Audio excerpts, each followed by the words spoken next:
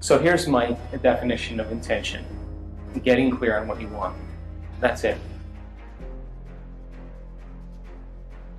So now, it sounds really easy, like to get clear on what you want. The problem is that when the analytical mind gets overdriven by the hormones of stress, we start thinking, I want this, but then I need it on this condition, so it can't affect this person, and I don't want to lose that. And if this occurs, then this is going to occur for this, and this is... That's not intention. The universe doesn't work like that. Intention is, you may say, I want a healing. I want a new job. I want a new relationship. Now, the moment you ask the question, the what if question, what would it be like to be in love? What would it be like to have a new job? What would it be like to be in a new relationship, to do whatever, to be healed?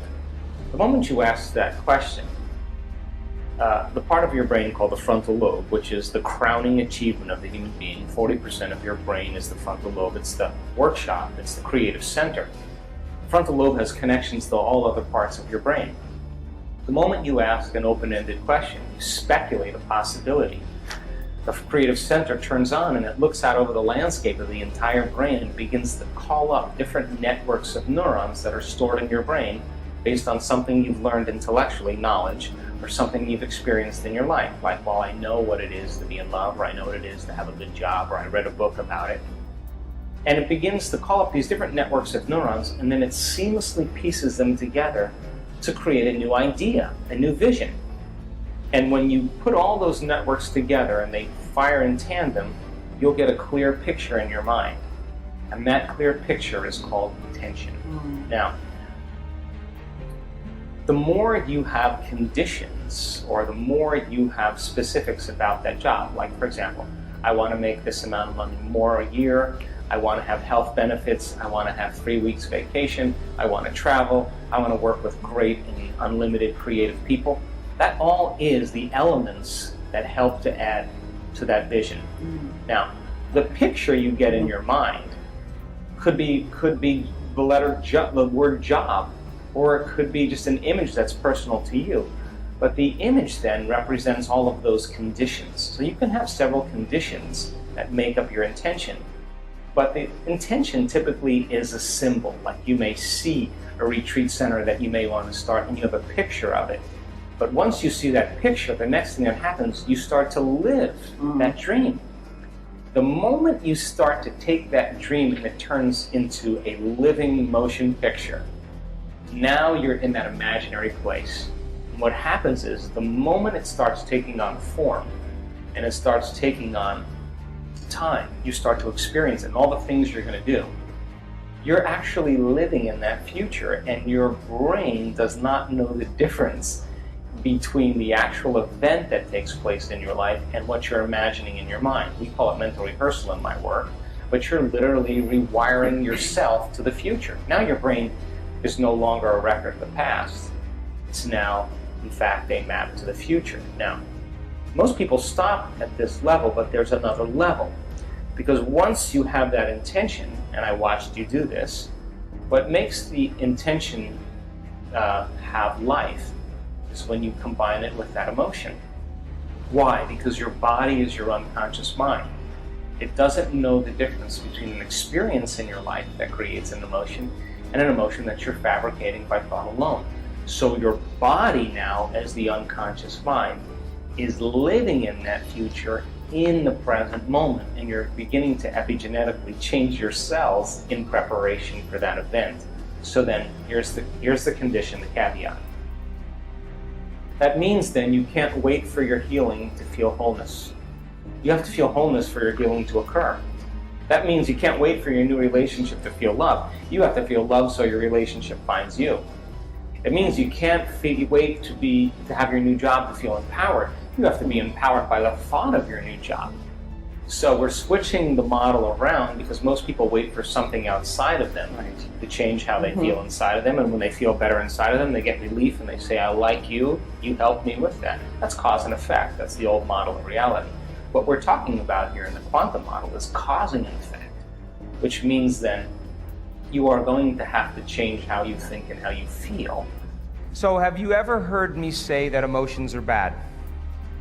Have you? No. No, emotions are the end product of an experience. So then, do I react in my life? Yep, I do. But the question is, how long are you going to react? That's the real question.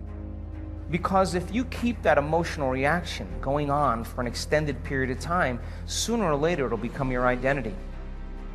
And then people say, why are you so bitter? Why are you so frustrated? Why are you suffering so much? And your brain, in that emotion, you're in the emotion, which means you're in the chemical residue of the past, is going to call up the event because you're emotionally connected to it. And you're going to say, I'm this way because of that past experience. So then, imagine what I do with people. We have people that have been abused. We have people that have been traumatized, that have been assaulted. We have people that have had very, very difficult pasts.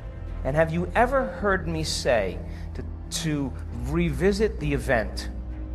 Have you ever heard me say that? Never do we need to revisit the event, because once you do, you open the box. But what we want to do is overcome the emotion, because that's just what's lasting from the event. So you sit a person down, and the moment you sit them down, what do you think the body is going to do? It's going to look for something to recreate that emotion, because that's the person's identity. Are you with me still? Yes. So if I make the person, if I inspire the person to sit there, and they're sitting there, and all of a sudden they're noticing that they're hot, and they're irritated, and their stomach is twisting, and all of a sudden it's a group of sensations, a group of feelings that they have called all along frustration. But the different sensations, the moment you name it, it becomes an emotion. But what it is just bodily sensations. It's energy that's stuck in the body. So the body is looking to go back to the past. It's believing it's in the past. Are you with me still? So if the person becomes aware that their body is doing that, and like training an animal, allow the body to feel that emotion and then settle it down into the present moment. When you settle it down into the present moment, the body starts to trust the present moment and move out of the past. And there's a release of energy. Then the body goes, well, wait a second, what's going to happen in the next moment? And it starts doing that. And it starts to try and anticipate the future. And you settle the body back down into the present moment.